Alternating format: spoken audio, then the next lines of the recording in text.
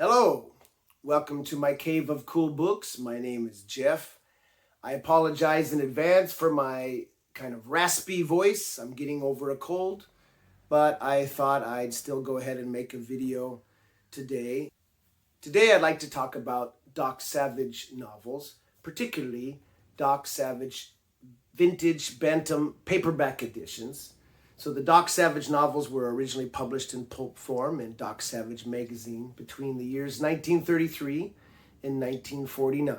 In total, there were 181 novels, and Bantam, believe it or not, republished all 181 novels in paperback form.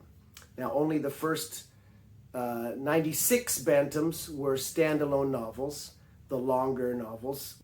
So from the early 30s up to the eve of the First World War, really, or at least until 1939, the Doc Savage pulp novels tended to run about mid to low 50,000 word level, down into the high 40,000 words. But in World War II, there was a paper shortage, and so the pulps had has less access to paper, even though the cheap pulp paper, it was going for the war effort. So those novels gradually decreased in size until the very last novel, the 181st novel, Up from Earth's Center, was only in the high 20,000 word level.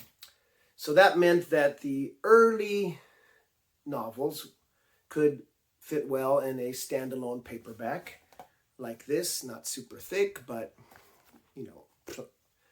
good enough size for a novel. There were 96 standalone novels like this one, the very first one, The Man of Bronze. And after that, the novels became a little too short for standalone paperback, so they would double them up. So Bantam released 15 double editions, 2 short novels in one volume. And then after that, they got even shorter, lower word counts into the low 30s and high 20s per novel. And so there were 13 final omnibus editions with 4 to 5 novels each in those.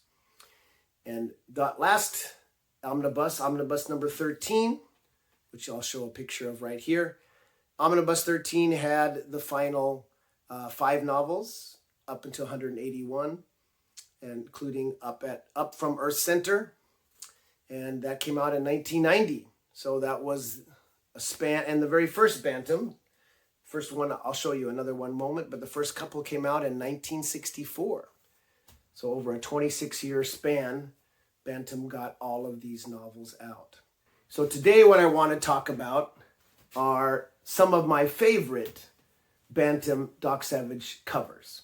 Now, I'm convinced that, of course, that it's the covers, the cover design, the logo, redesigned logo that Bantam put together, their design team for these paperback editions, and of course the fantastic cover paintings are part of what led to the success of these republications of the original pulp novels in the 60s, 70s, and 80s.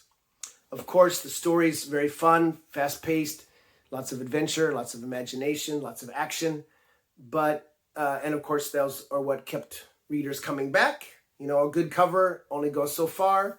If the book doesn't deliver on the premise or the promise of that good cover, then readers aren't going to come back. So obviously the content was important, and that's what fans of Doc Savage, especially young teenage and young adult males, I would guess, although I'm sure there are some female Doc Savage fans. In fact, I know there are out there, but predominantly it was probably a male teen audience, and they came back for more and more before the great stories and fun stories. But certainly what first grabbed their attention would have been these great covers, just making the books leap off the racks at the local five and dime or a drugstore or wherever people picked those up at the time. Now, I came along a little later. I was born in 1967, so I didn't start collecting Doc Savage until the 70s, when they were still going strong and being released new, although I mostly found them in used bookstores. There were several cover artists associated with the Bantam Doc Savage books. including later in the run, artists like Fred Pfeiffer and Bob Larkin, who's still with us today and a member of the Doc Savage fan page on Facebook, fan group Flea Run, which I'm also a member of and I recommend for those who might be interested. But the artist predominantly associated with these covers for the Bantam Doc Savage editions was James Bama. He did the majority of the standalone novels anyway, especially in the early run. So James Bama was a talented, very talented man, worked especially well in Western style art, cowboy art, etc. But he did a great job on these, and he worked very closely with an actor and model named Steve Holland. Now recently, a writer named Michael Stradford has come out with a book, or is soon to come out with a book. I believe there's a Kickstarter going on right now, but I believe he has sent out some publications of this book, and it's called Steve Holland, The Torn Shirt Sessions. Now, Steve Holland, The Torn Shirt Sessions, shows the close working relationship, the behind the scenes as Steve Holland posed for various cover photos for photos for Bama, who then used those photos to make his covers for the Doc Savage novels. And why is it called the Torn Shirt Sessions? Well, most of the time, seems like Doc Savage's shirt is torn on these covers. I guess this was Bama's kind of signature. The muscles of Doc Savage and the various strenuous adventures he's going through has caused his shirts to rip. And he's got his old-fashioned kind of cargo pants, khakis or whatever, and his shirts getting torn frequently on these covers. Now, Bama did this first cover. Bama's conception of how Doc Savage looked differs very wildly from the original Pulp covers, the conception of the Doc Savage character as depicted by Walter Baumhofer for most of the Pulp covers, who was much more of kind of a matinee idol looking, probably closer to Ron Ely, the actor who played Doc Savage in the unfortunately slightly too campy 1975 George Powell film, the Doc Savage, the Man of Bronze. Now, Ron Ely was actually a really good choice, live action choice to play Doc Savage in a lot of ways. He was big. He was 6'4" or 5", I believe, which Doc is supposed to be quite tall. He was, muscular guy, not as much as maybe is depicted in the books or on the cover. Very good looking. They dyed his hair more blonde than normal. He was a perfect choice, really, as far as the Pulp era conception of Doc. Now, Bama's conception of Doc Savage looks probably a little too old for what Doc Savage, and a little not quite handsome enough as Doc Savage is described in the novels. In the novels, there's usually a pretty woman who gets involved in the case, and she invariably falls head over heels for the handsome and extremely competent Doc Savage, Clark Savage Jr., who's a master of every single kind of skill that you could find. His super strength has trained his senses as keenly as possible. He's not a superhero or a superhuman, but he's about as close as a human can come to being a superhero and still remain human. Anyway, this is not really the handsome matinee idol looking Doc described in the book. But for readers from the time who latched on to this series in their younger years, such as myself in the 60s, 70s, and 80s, we can't help but associate the character of Doc Savage with these Bantam editions, with these Bantam novels. Now, I want to talk a little bit about the actual design of these covers, right? So we have the lovely kind of swooping or wavy logo. We have the Doc Savage name there, and invariably in a red or orange or yellow or blue font, some kind of popping color font, with the title of the book generally in white. Usually the spines are all black with a white back cover. Now, there's a few later editions of these singletons which are all white, which seems a little weird to the collectors who have mostly had black Bantams, and then there's a couple of white ones. Why they changed at that point in the run, who knows? But anyway, generally speaking, these with the nice white lettering with the title and author Kenneth Robeson. Kenneth Robeson was the house name, of course. Most of the Doc Savage novels were written by a pulp writer named Lester Dent, but there were several other ghost writers who also joined in to keep up with the pretty punishing schedule of every month, or at least 10 months of the year, and then early going. That's a lot of novels to kick out in a short period of time. So I just want to go through here now some of my favorites. I like most of the covers for the Doc Savage Bantam editions, especially these first 96 or so standalones. There's a couple that are a little duller than others, but they all are, using pretty eye-catching and pleasing colors, and the logo is nice and all that. But I've chosen 25 of my favorites. 23 of those were painted by the late James Bama, modeled off of Steve Holland. By the way, if you want to see an excellent flip through and overview, preview of Steve Holland, The Torn Shirt Sessions by Michael Stradford, please check out Jules Burt's recent video about it. I'll have a link in the description below to go to see his, careful look through, page flip through of that book. It's a very interesting book. I want to get my hands on it as well one of these days, soon, I hope. But in the meantime, let me go through my my choice of 25 fantastic, what I think are 25 fantastic Doc Savage covers. I'm sure all Doc Savage fans will have their different choices. There are some I left out. It's really hard to winnow him down to 25 only. But now usually when Doc Savage fans talk about these novels, we like to talk about them in publication order. Bantam did not follow the original Pulp publication order. They followed their own logic of whatever would sell well, perhaps.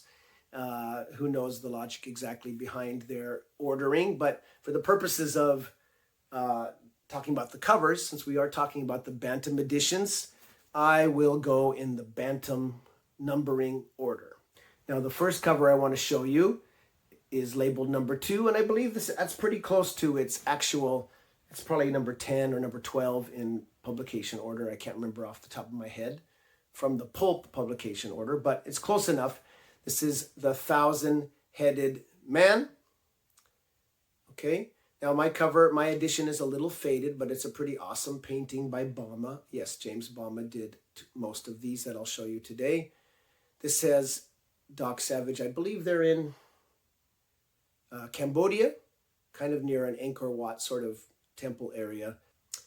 Now, Doc travels the world with 5 aides. He calls them brothers in these earlier books. They're not actually his brothers, but they're his brothers in arms. They were all POWs together in World War I and became fast companions, and they all stuck together despite some perhaps infighting and differences between the 5 aides, because they knew if they were associated with Doc Savage, they would have a lifetime of adventure, more adventure than anyone could fit in multiple lifetimes. They were all standouts in their own fields, whether it was chemistry or law or engineering or archaeology. But of course, Doc Savage was always their superior in all of their chosen fields. And he was their leader, the one that they followed through hell and back. Anyway, they get captured very early on in this novel, and it's pretty much just Doc Tarzaning it out, swinging around through trees, fighting these strange kind of cult of natives in this lost Cambodian ruined city. Fantastic, fun adventure, and great cover painting. Now, next, I have one of the outliers. I believe this is the only cover painting done by the great men's adventure artist Mort Kunstler. Hard to say his last name, Kunstler. Brand of the Werewolf. Now, this is a fantastic cover painting. by him. But I have to say, beware. This is an extreme case of false advertising. Okay, this must have pissed off many a reader who grabbed this book expecting Doc to go mano a mano with the actual werewolf. Doesn't happen in this book. Now, I'm sorry if you feel this is a spoiler, but I'm doing this for your own good, okay? This is a fun enough adventure, early adventure for Doc, one of his very earliest ones. This is where his striking bronze-haired cousin Pat Savage is first introduced, and she would come back multiple times throughout the series. It's set in Canada. All 5 of Doc's aides are in it. It's a fun enough read, but there is no actual living, breathing, hairy werewolf in this novel. So, Mr. Kunstler, great painting, but false advertising. Okay, next. I haven't read this one yet. I plan to soon. This one is another early one. The Monsters. Okay, pretty striking cover. This one does feature giant humanoids that have been somehow mutated or chemically altered or something. I'm not 100% sure of the plot in this, but often Doc Savage novels have a whiff of Scooby-Doo about them, where there's some kind of strange menace that seems magical or supernatural, but it actually isn't. And sometimes it's honest to God supernatural monster stuff. Okay, Doc Savage discovers several, over the course of the 181 novels, several lost races, people living in a weird air bubble under the sea, people living under some caves, which I'll show you that cover later. Island with dinosaurs. He goes into a hidden subterranean world with, lost races of tribal people and weird prehistoric mammals. He finds an lost African city besieged by giant white hairy ape men. All sorts of crazy stuff goes on in these novels, and this is one of them. Cool cover painting. We're back to Bama for this one. Here's probably, pound for pound, my favorite Doc Savage novel. Speaking of the lost city in North Africa with populated by white-haired local native people and besieged by giant hairy ape-like creatures. This is the Phantom City. This is, I believe, number 10 in the Pulp publication order as well. It's very close to it anyway. This is a fantastically fun novel. Jam-packed with action and adventure. Can't go wrong with this one. Then, again, we're in Bantam ordering. Number 11, Fear K. Again, we have noticed the slightly difference. We're going sometimes from kind of beige backgrounds from red to dark, in this case, bright yellow, with Doc struggling with one of the few people strong enough to go toe-to-toe with him, Dan Thunden, the mysterious menace in this one, in Fear K. Now I haven't read this one yet, but I'm planning to get to it soon. It's got a very good reputation. Now, generally speaking, I'm not as fond of the ghost-written Doc Savage novels as I am of the ones written by the original series creator and chief writer, Lester Dent. But this one, Land of Always Night, was a ghost-written one. Anyway, the name of the ghostwriter escapes me at the moment. Sorry, I will put his name up on the screen. But this novel is another just cracking, rip-snorting adventure where Doc and his men in the last third of the book find their way in this subterranean city where people, are living off of fungi that they grow, and it's always dark in there, and Doc and his team have to wear these goggles that he has rigged up that they can actually see in the dark.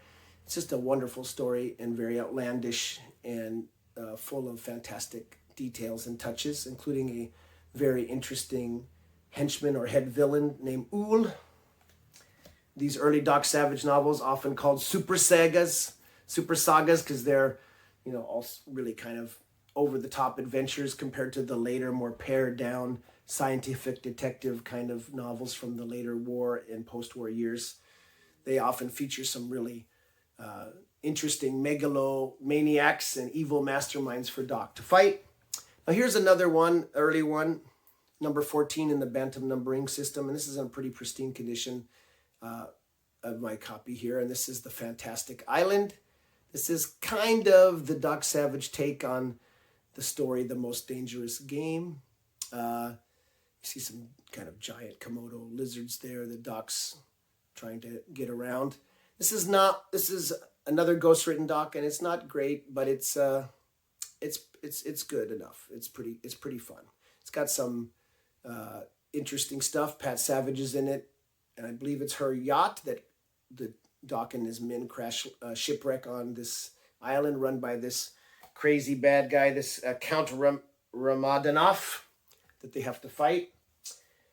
Here's another ghostwritten Doc, but which I haven't finished yet. I started reading it, and I wasn't quite gelling with the prose because it's not by Dent. But the concept is pretty wild. Murder Melody. There's Doc holding a gun. Now, Doc Savage, other than in the first two novels, tends not to kill the villains.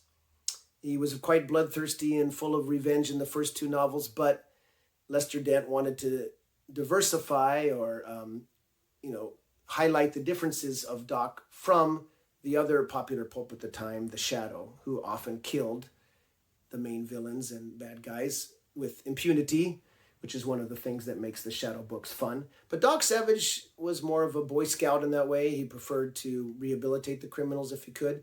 Usually the evil masterminds were hoisted on their own petard and died through their own means of destruction that they were inflicting on others earlier in the book. But you see these strange floating men in the background there. There's another strange group of kind of lost race aspect to this book. Cool cover anyway. Now this next one is another earlier one. I think it's earlier than the numbering indicates, of number 19 in the Bantam publication order, Pirate of the Pacific. It's, one of the, it's what you see on the cover is what you kind of get story, where Doc and his group take on some kind of an evil pirate organization in Southeast Asia. See some junk ships there on the front, Chinese junks. This is not so much weird menace or anything. This is just taking on some straight up pirates and, full of action and adventure all the way through. And we have the Czar of Fear.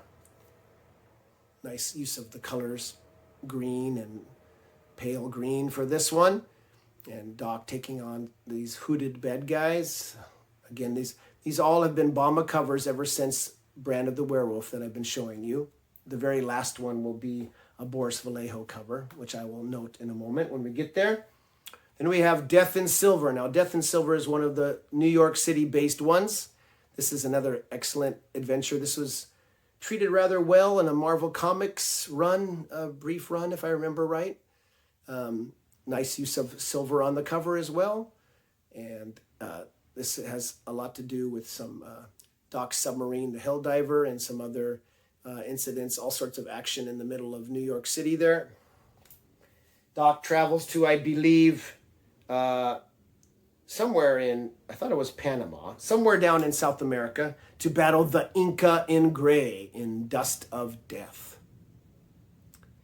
Now, I believe this one possibly was ghosted as well, but Lester Dent's editorial fingers are all through this one, and this is a really terrific novel, including a great hand-to-hand combat scene between Doc and a large henchman called the Box-Shaped Man on kind of in the rigging of the dirigible that Doc and his crew were piloting to the south there. Very fun novel.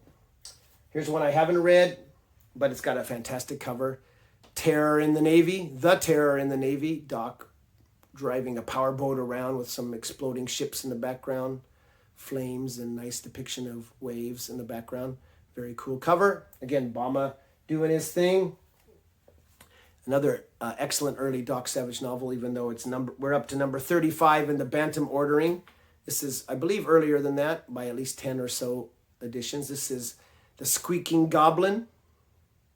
Again, this is kind of a hillbilly yarn in a way, kind of a hillbilly feud between two rival families up in, I believe, the Appalachians, but could be up in the Catskills. I can't remember exactly. But the villain wearing this strange skull featured mask and a coonskin cap, using an old flintlock rifle, armed with special kind of bullets. Pretty interesting.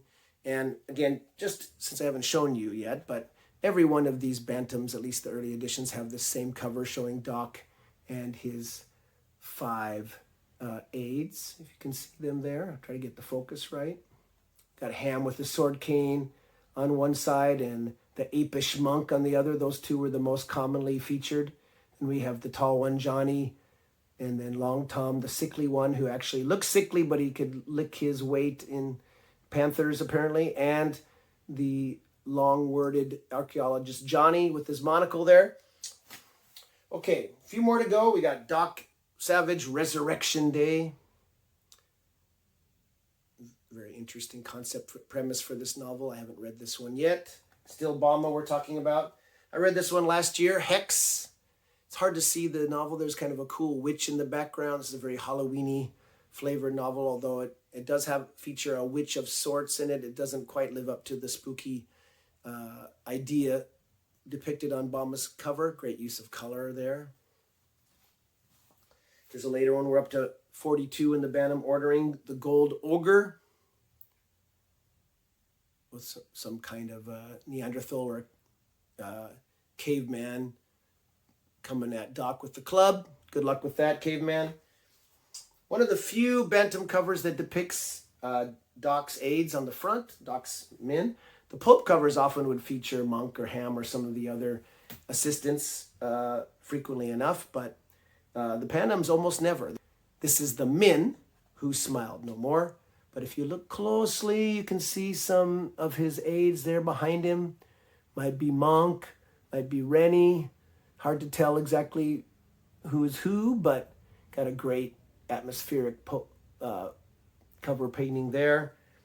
With the men obviously have lost their shirts. I believe that's Monk there to Doc's right. Looks like he's a little too tall, but he looks properly brutish and powerful with long arms. Anyway, very rare to see his 5 pals depicted on a Bantam cover. Here we got a great one, the Feathered Octopus. I also read this last year. Sadly, this octopus fight featured in the cover is over in about 3 paragraphs or less in the novel at the very conclusion. But it's a good, fast-paced yarn anyway. Nice use, again, of color there. The light green Doc Savage name logo there, and then the pale green of the sea behind. Doc versus a seemingly strange monster, the Sea Angel. Very interesting choice of colors there. Striking cover art there, cover painting.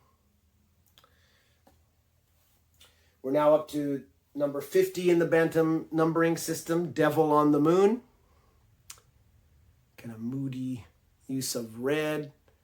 Depicted the devil back there with the moon behind him.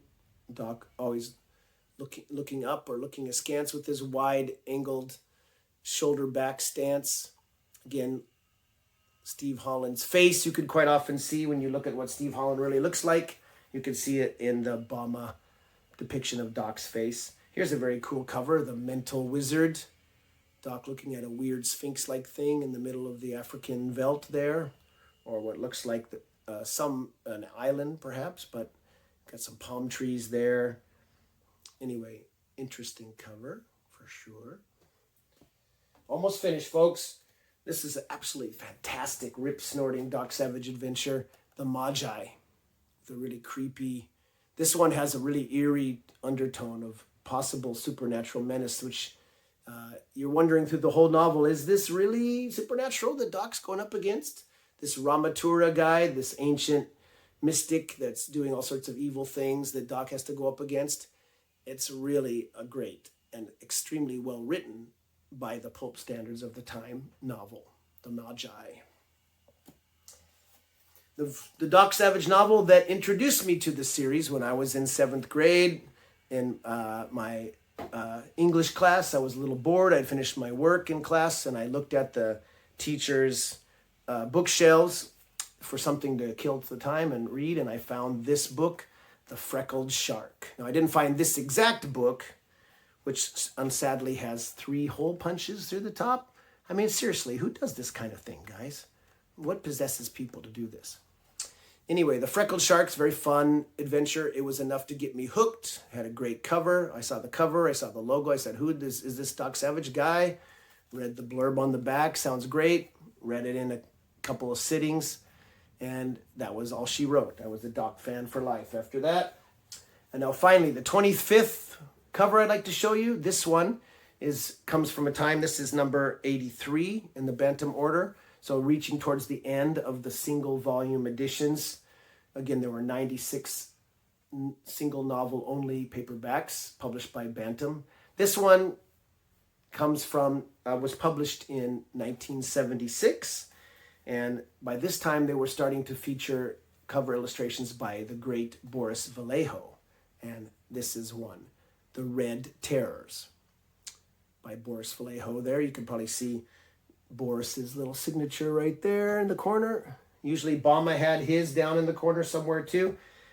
Anyway, I mentioned the weird race of Greek descendants that were living under a kind of gas bubble at the bottom of the ocean, some layer where there was some kind of slightly breathable atmosphere. And The Red Terrors is that novel that features that undersea world. It's really imaginative and fun. And even though it comes from later in the run, it's quite it was quite worth reading. So that's it. That's my little tour of my favorite cover illustrations for the Doc Savage Bantam editions. I hope you enjoyed it. And if you haven't read a Doc Savage novel, I recommend it. Just go into it knowing that they were written a long time ago. Some of the attitudes at the time are present, but generally speaking, by the standards of the time, Lester Dent anyway, tries his best to try to capture other cultures with a fairly sympathetic light. Not always, but better than some for sure at that time. And, we're not talking Shakespeare or Jane Austen here, not great literature, but the best of them are punchy, fast reads with a lot of imagination, a lot of action, and a very cool cast of characters. So please give them a try sometime. So thanks for watching. Thanks for bearing with me as I went through all of these. I hope you enjoyed those covers. I know I sure do. And I think a lot of, from what I can tell, a lot of vintage paperback fans love their good cover illustrations. So hopefully you enjoyed that. And we'll see you next time in the next video. Bye.